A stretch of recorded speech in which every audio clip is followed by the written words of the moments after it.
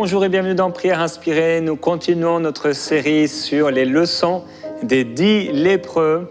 Et hier, on a parlé ensemble de la reconnaissance. En tout cas, je vous ai partagé sur ce thème de la reconnaissance. Et aujourd'hui, je veux continuer sur le thème de la reconnaissance et particulièrement la folie de ne pas savoir dire merci. Je trouve que c'est un bon titre. C'est en tout cas une phrase qui va rester ancrée, je l'espère, qui va marquer les consciences, la folie de ne pas savoir dire merci. Et je vais commencer avec ce témoignage d'Isabelle de Guadeloupe. Bonjour, aujourd'hui je ressens le besoin, tout comme le lépreux qui est retourné pour dire merci à Jésus, de prendre ce temps pour remercier Dieu pour votre ministère et pour ce qu'il fait à travers vos émissions. Cela fait quelques mois, voire années, que je sens que ma vie spirituelle est sèche. Ce n'est pas faute d'aller à l'église toutes les semaines, recherchant quelque chose de plus, mais sans succès. Cela faisait plusieurs années que je suis chrétienne et que j'allais à l'église. Je continuais à aller à l'église en ayant perdu espoir que les choses pourraient changer. Mais j'avais soif de plus de Dieu dans ma vie. En mon cœur, je me suis dit, il doit y avoir plus dans la vie chrétienne que tout cela. Un jour, le prophète Jérémie est venu prêcher à notre église. Je l'écoutais, je reconnaissais la voix du bon berger. Le message qu'il a prêché était dur, la tiédeur de certains chrétiens et églises dans le livre d'Apocalypse. Mais pourtant, je savais qu'il était de Dieu. Depuis que je regarde votre émission Prière Inspirée, je retrouve espoir et petit à petit, je redeviens centré sur l'essentiel. Les sujets choisis dans l'émission me parlent souvent, me fortifient et me remettent sur le droit chemin lorsque j'ai une mauvaise attitude ou une compréhension erronée ou partielle de la parole. Je lisais de moins en moins ma Bible car les versets sur lesquels je tombais ne me parlaient plus. Mes pensées se conforment petit à petit à celles du royaume de Dieu. Gloire à Dieu vraiment pour ce beau témoignage que Isabelle nous a envoyé. Merci pour le temps que vous avez pris de dire merci. Et voilà, il y a c'est comme ça que d'ailleurs j'ai pu tomber sur ce témoignage parce qu'on en a beaucoup. Et la référence à ce lépreux qui est venu retourner dire merci à Jésus. Et donc Luc chapitre 11, c'est notre chapitre 17, verset 11, c'est notre passage de cette semaine. Demain, on aura un temps ensemble. On va passer 28 minutes de prière sur un psaume de reconnaissance. Ça va être formidable. Et je vais essayer pendant plusieurs semaines, chaque vendredi, donc dernière émission de la semaine, de passer 28 minutes de prière non-stop avec vous à partir d'un psaume ou d'un chapitre de la Bible. Et donc, chaque vendredi, vous allez voir maintenant, on a commencé la semaine dernière, en tout cas la semaine juste avant, donc la première semaine sur ce décor. Et on va continuer comme ça pendant plusieurs semaines à prier les psaumes le vendredi de chaque semaine, donc fin de série. Au cours de son voyage vers Jérusalem, Jésus passait entre la Samarie et la Galilée. Comme il entrait dans un village, 10 lépreux vinrent à sa rencontre et se tenaient à distance. Ils élevèrent la voix et dirent « Jésus, Maître, aie pitié de nous ». En les voyant, il leur dit « Allez vous montrer au sacrificateur ». Pendant qu'ils étaient sur le chemin, il arriva qu'ils furent purifiés. L'un d'eux, se voyant guéri, revint sur ses pas et glorifia Dieu à haute voix. Il tomba face contre terre aux pieds de Jésus et lui rendit grâce. C'était un Samaritain. Jésus prit la parole et dit « Les 10 n'ont-ils pas été guéris ?» Bon, il savait qu'ils avaient été guéris. Mais les 9 autres, où sont-ils? Ne s'est-il trouvé que cet étranger pour revenir et rendre grâce à Dieu? Puis il lui dit, lève-toi, va, ta foi t'a sauvé. L'ingratitude. Jésus a été surpris de cette ingratitude et hier, je vous ai dit qu'en tant que chrétien, en tant qu'enfant de Dieu, alors qu'on a le manuel de Dieu, manuel d'éducation, de transformation, d'instruction, de révélation, d'inspiration, bref, extraordinaire, la parole de Dieu. Et cette parole de Dieu nous encourage à être reconnaissants, comme un style de vie. Pas quelque chose où on oublie ce pourquoi on le fait, pas quelque chose qui soit un précepte humain ou religieux, qui sortent juste de la bouche mais pas du cœur, mais que profondément dans notre cœur, nous puissions être des gens, des hommes et des femmes reconnaissants. Et donc ne pas savoir dire merci, c'est être ingrat. Et l'ingratitude est un péché Et j'ai dit que c'est également un signe de la fin des temps. Paul a dit, il a dit à Timothée, sache que dans les derniers jours, il y aura des temps difficiles, car les gens, premier signe de la fin des temps, en tout cas, il est parlé dans le texte ici de Timothée, car les hommes seront égoïstes. Ensuite, amis de l'argent, fanfarons, hautains, blasphémateurs, rebelles à leurs parents, ingrats, irreligieux.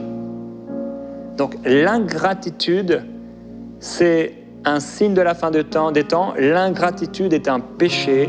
Et si vous êtes une personne ingrate, eh bien vous devez changer. Vraiment. Et ce n'est pas pour rien que Dieu a voulu que ce soit écrit ici. Dans les derniers jours, il y aura des temps difficiles parce que les hommes seront ingrats. Et donc il est important pour nous de développer non pas l'ingratitude, mais la reconnaissance d'abord envers Dieu, mais également envers les personnes que Dieu a placées autour de nous. Merci, c'est un petit mot, mais avec de grandes conséquences. Et il faut savoir s'arrêter pour dire merci. Dire merci à ceux qui nous bénissent, à ceux qui nous ont fait du bien un jour ou un autre. Et l'ingratitude, ce n'est pas quelque chose de nouveau. Pour certains, c'est quelque chose qui peut leur arriver. Et pour d'autres, c'est devenu un trait de leur personnalité. Ah, cette personne, elle est ingrate. Et je prie que ce ne soit pas votre partage dans le nom du Seigneur. Et qu'est-ce que l'ingratitude ? Eh bien, la définition courante, c'est le fait de ne pas avoir de reconnaissance pour des bienfaits reçus. Jésus a dit qu'à la fin des temps, l'amour du plus grand nombre se refroidira. Mais également, bien sûr, la reconnaissance, car la reconnaissance est un fruit de l'amour. Et donc, l'amour du plus grand nombre se refroidit et la gratitude également se refroidit. Dans le livre de Nombres, nous voyons le peuple et nous voyons cet état d'esprit qui les animait. Le peuple d'Israël est en train de murmurer, vous vous souvenez, ils ont été délivrés de l'Égypte et ils sont pleins de reconnaissance. Myriam prend les tambourins et le peuple dit « Waouh, Dieu est merveilleux, Dieu est extraordinaire, Dieu t'es le plus fort, t'es le plus grand, t'es le plus glorieux, t'es le plus puissant ». Mais voilà que, ils ont envie de manger, ils ont envie de viande, et le peuple murmure au sujet de la viande et du pain aussi, dans Exode chapitre 16. Et là, Dieu va faire un miracle extraordinaire. Vraiment, c'est surnaturel, bien sûr. Et il est écrit, Dieu fit souffler de la mer un vent qui amena des cailles et les répandit sur le camp. Il y en avait à peu près 2 coudées au-dessus de la surface de la terre. Pendant tout ce jour et toute la nuit, donc 24 heures, et pendant toute la journée du lendemain, là ils ont dû dormir, le peuple se leva et ramassa les cailles. Celui qui en avait ramassé le moins en avait, alors selon vos traductions, peut-être il est parlé de Homer, et la version Summer ou d'autres versions, en fait c'est 1000 kilos, 1 tonne. Celui qui en avait ramassé le moins en avait 1 tonne. C'est particulier. Ils avaient encore la viande à la bouche quand la colère de l'Éternel éclata contre le peuple et il le frappa d'une grave épidémie. C'est un passage troublant, un passage particulier de l'Ancien Testament où on voit un des jugements de Dieu. Et une chose qu'on peut dire, c'est que Dieu a exaucé leurs plaintes. Ce n'était même pas des prières, c'était des plaintes. Et c'est fou comment Dieu peut être bon. La Bible dit que Dieu fait pleuvoir sur le juste et sur l'injuste. Je parlais dernièrement avec quelqu'un qui ne connaît pas Dieu et il me disait, mais moi, de toute façon, une personne de 60 ans à peu près, mais moi, j'ai pas besoin de Dieu. Moi, ça va. Et quelle ingratitude! Les gens ne réalisent pas la bonté de Dieu à leur égard. Et je lui ai dit, mais vous savez, la respiration que vous venez de prendre, c'est Dieu qui a permis que vous puissiez la prendre. Et Dieu leur a envoyé des cailles. Ces cailles n'étaient pas empoisonnées. Ces cailles étaient bonnes, elles étaient saines. Il a fait un miracle. Imaginez, ça devait être impressionnant. C'était sur des centaines de mètres. C'était haut. C'est vraiment fou. Je sais pas, ils ont dû prendre tous les récipients qu'ils pouvaient.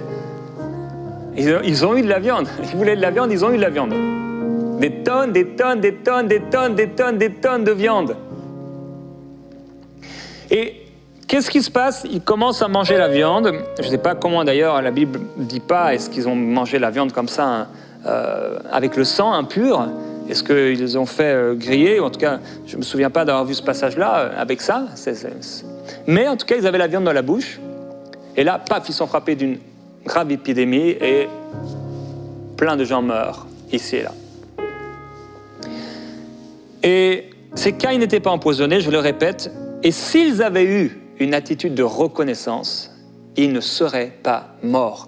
La folie de ne pas savoir dire merci. Dieu les exauce. Et d'ailleurs, la Bible dit qu'ils auraient dû se sanctifier. Et la Bible ne fait aucune mention de cela. Apparemment, personne ne s'est sanctifié. Et toute la journée, ils ramassent l'écaille et on n'entend pas une seule fois le peuple dire merci. Toute la nuit, ils ramassent et pas un seul merci. Ils vont dormir, ils se réveillent et toute la journée, le lendemain, ils ramassent et pas un seul merci. Pas une seule action de grâce n'a été faite par le peuple pour ce miracle de provision. En fait, on a l'impression que pour le peuple, c'était normal. Ouais, c'est normal. C'est Dieu. C'est le distributeur automatique. Tu tires, comme la machine à sous, et t'attends à ce que ça tombe. Tu mets ta carte bancaire et t'attends à ce que l'argent sorte. Tu pries et t'attends que ça vienne. Et ça, c'est vraiment très mauvais. Et c'est une mauvaise attitude. Et c'est un peu comme un adolescent qui trouve normal d'avoir à manger, d'avoir une maison, d'avoir des vêtements à la mode, d'avoir 20 euros d'argent de poche par mois. Il trouve ça normal et il sent qu'il n'a pas besoin de dire merci. Et nous, en tant que parents, on ne trouve pas ça normal, parce qu'il devrait dire merci. Donc, le poison n'était pas dans les cailles. Le poison était dans leur cœur. Le poison, c'était l'ingratitude. Et c'est cette ingratitude qui les a tués. L'ingratitude. Autant la reconnaissance peut nous amener dans les projets de Dieu, etc. La bonté de Dieu qui se manifeste encore. Et autant l'ingratitude, ça peut faire mal. Alors, on devrait être reconnaissant envers Dieu, premièrement, et se rappeler de sa bonté, de son amour, de son salut pour nous. Il nous a sauvés. C'est extraordinaire. Dieu nous a sauvés. Waouh! La vie présente et la vie éternelle. On ne réalise pas, c'est sûr. Moi-même, je ne réalise pas la grandeur de ce salut. Mais c'est extraordinaire. C'est merveilleux. Waouh! Et on peut être reconnaissant également envers les personnes qu'il a mises dans notre vie. Et premièrement, je pense nos parents. On peut être reconnaissant pour nos parents. Et certains d'entre vous, vous avez peut-être eu des parents durs, méchants, et peut-être même qu'ils vous ont fait du mal, mais je pense que même avec l'Esprit du Seigneur, vous allez réussir à être reconnaissant. Certainement pas pour les mauvaises choses, mais même s'il y a un peu de choses. Et ça peut être pour la famille, pour nos enfants, pour nos frères, pour nos sœurs, pour les gens qui sont autour de nous, pour notre époux, si vous êtes une femme. Et il faut savoir dire merci. On peut être reconnaissant à nos pasteurs, à ceux qui nous enseignent, la Bible en parle, à nos professeurs, aux bénévoles peut-être qui nous servent quelque part, si des bénévoles nous servent. On peut être reconnaissant à l'hôtesse de caisse qui là, est en train de passer nos articles. Et en fait, qu'est-ce qui fait que les gens ne sont pas reconnaissants? C'est qu'en fait, pour eux, c'est normal. C'est normal, pourquoi je vais dire merci? Et je suis toujours surpris, peut-être parce que j'ai été serveur moi aussi, mais je pense que c'est pas vraiment pour ça. C'est plus parce que je suis bienveillant. Et autant que je peux, et que ça grandisse encore. Mais en tout cas, de voir le nombre de chrétiens qui sont au restaurant et qui ne disent pas merci. Ça c'est un truc qui me qui me surprend vraiment. Le serveur, la serveuse leur sert l'assiette et ils continuent leur discussion, pas un regard, rien du tout. Et moi, ça me choque. Quand on te donne, ça peut être même au McDo, où on dit c'est la malbouffe, on pourrait dire c'est le pire des restaurants pour certains. Mais dis merci. On te rend un service, dis merci. Ton épouse te fait à manger. Peut-être même en plus maintenant, là, beaucoup d'épouses, elles travaillent, bien sûr, elles travaillent dans la vie séculière, active, bien qu'elles soient aussi actives à la maison. Et donc, elles travaillent elles ont un job, un métier, un travail. Et en plus, elles ont un travail à la maison. Et après le travail, elles font à manger. Et peut-être pendant que le mari il est là, tranquillement, en train de faire ses affaires, ses choses. Et l'épouse amène le repas. Et le gentil mari, eh bien, il mange. Oh, c'est bon, hein? Ou alors, oh, c'est pas bon, ça manque de sel. Mais dis merci. Merci.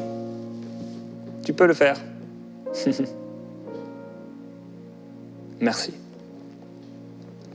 Avez-vous déjà dit merci à votre pasteur parce qu'il a prêché un bon message, parce qu'il vous a béni? Avez-vous déjà dit merci à votre époux, votre épouse pour sa fidélité à votre égard? D'avoir respecté ses engagements, si ça a été le cas? Avez-vous déjà dit merci parce qu'il est resté avec vous, parce qu'il est avec vous? Est-ce que vous avez déjà dit merci à vos enfants d'avoir obéi à vos commandements, à votre professeur de vous avoir enseigné, si vous êtes un élève? Allez le voir à la fin de la classe, à la fin du cours, et dites-lui: je voudrais vraiment vous remercier pour ce que vous faites. Il va être surpris. En fait, la plupart des gens sont surpris. Pourquoi? Parce qu'on n'a plus l'habitude de dire merci. Et ce qui fait que les gens ne disent plus merci, c'est qu'en fait, ils trouvent ça normal. Ah, c'est normal, c'est leur job, ils sont payés pour ça. Pourquoi je vais dire merci? Parce que tu es un enfant de Dieu. Et tu dois faire la différence. Sois reconnaissant. Sois reconnaissant. La reconnaissance. Je suis certain que Jésus était reconnaissant parce que il a demandé d'être reconnaissant. Et Dieu ne demandera rien qu'il ne fait pas lui-même ou qu'il n'est pas en mesure de faire. Et il nous dit: soyez reconnaissants. Alors je voudrais un temps de prière pratique.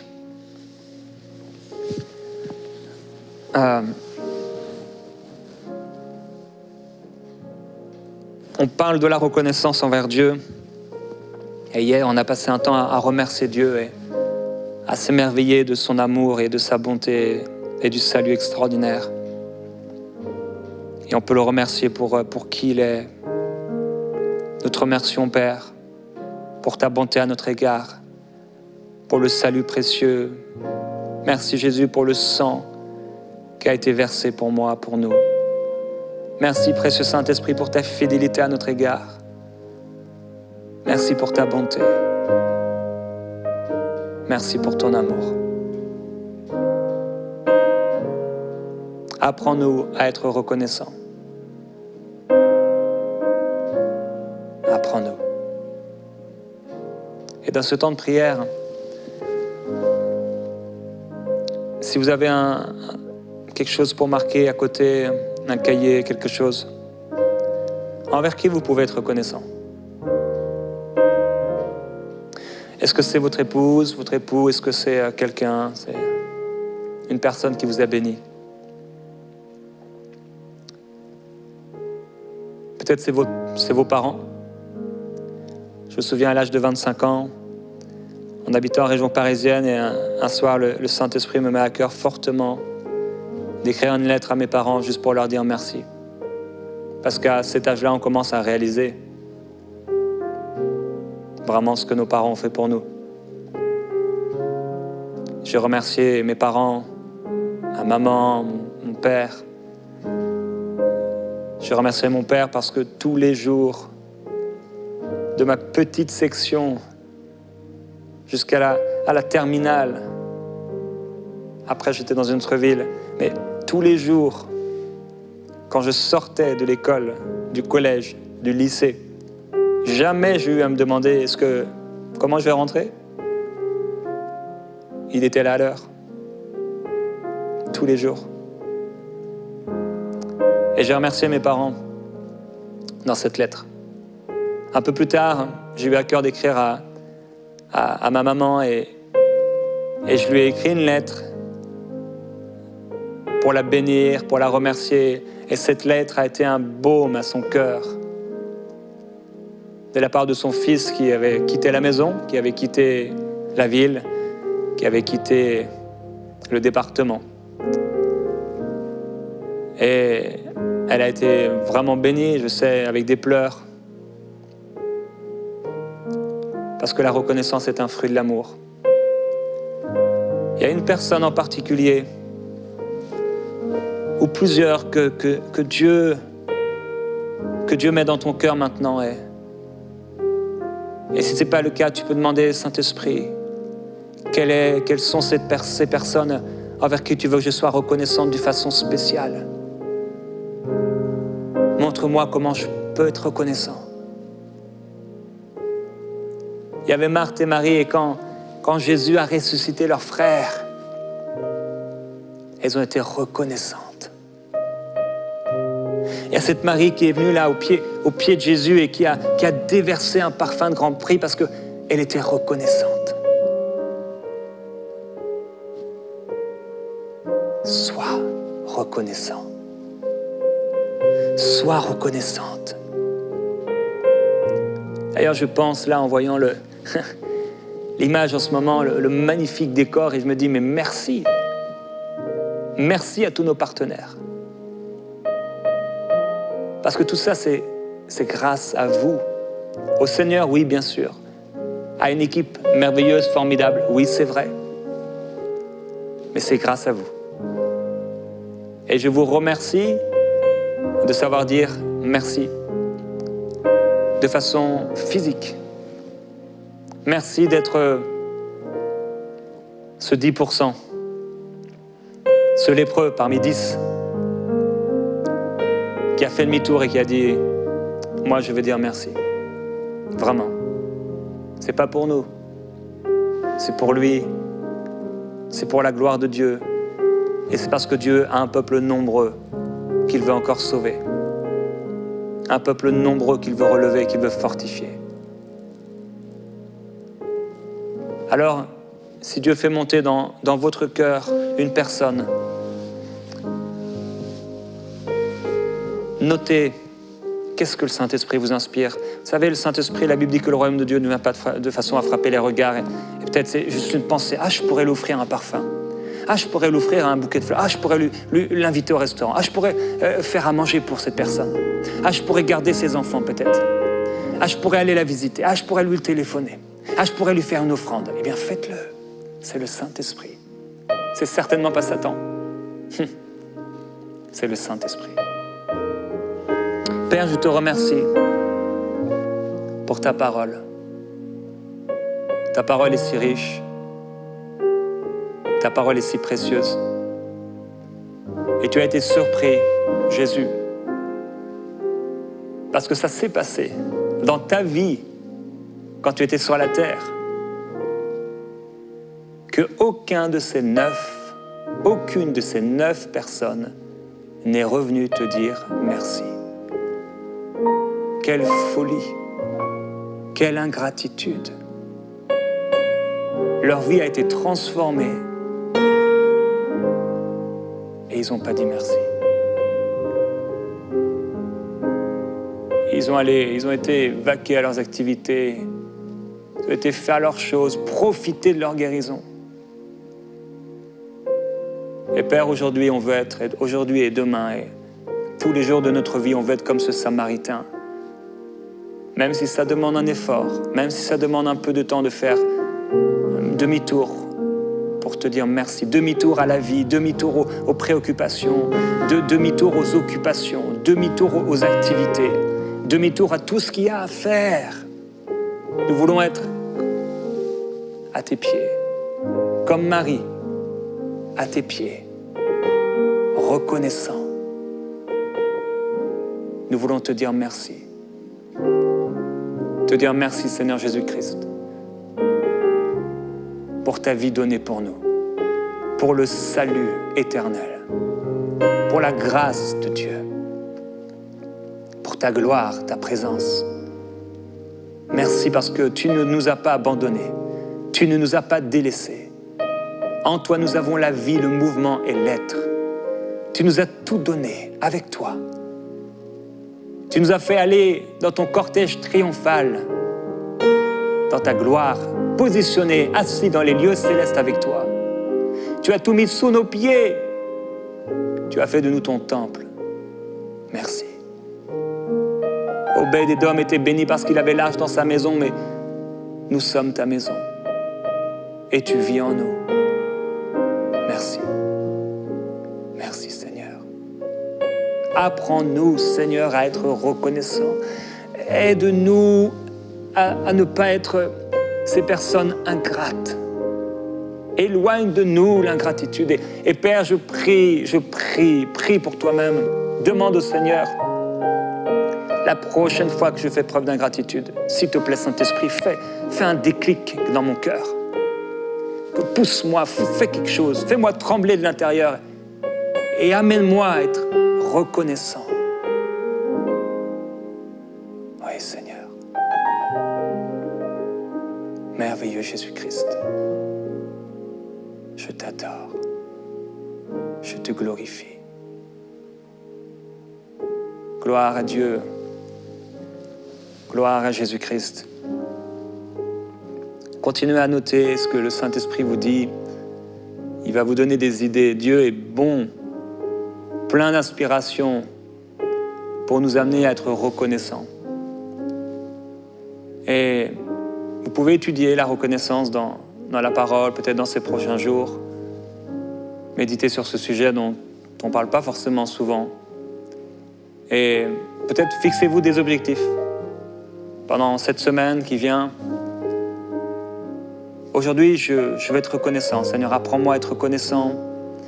Et donnez-vous des objectifs. Aujourd'hui, je veux être reconnaissant envers au moins 3 personnes, je ne sais pas. Aujourd'hui, je vais acheter un cadeau sans savoir à qui je vais le donner, mais je vais le donner. C'est merveilleux. La générosité, la reconnaissance, ça, c'est des fruits du royaume de Dieu. Aujourd'hui, je vais prendre une enveloppe, je vais mettre 100 € dedans. Et je vais la donner cette semaine, peut-être dans mon église locale. Je ne sais pas à qui. C'est formidable. Combien de fois on a pu, avec mon épouse, se retrouver dans des situations, toutes sortes de situations. On entend une parole, quelqu'un parle d'un besoin. On voit quelqu'un, on croise le regard de quelqu'un et on sait qu'on doit donner. Soyez reconnaissants. À bientôt dans Prière Inspirée, vous êtes bénis. On se retrouve demain pour ce psaume de reconnaissance.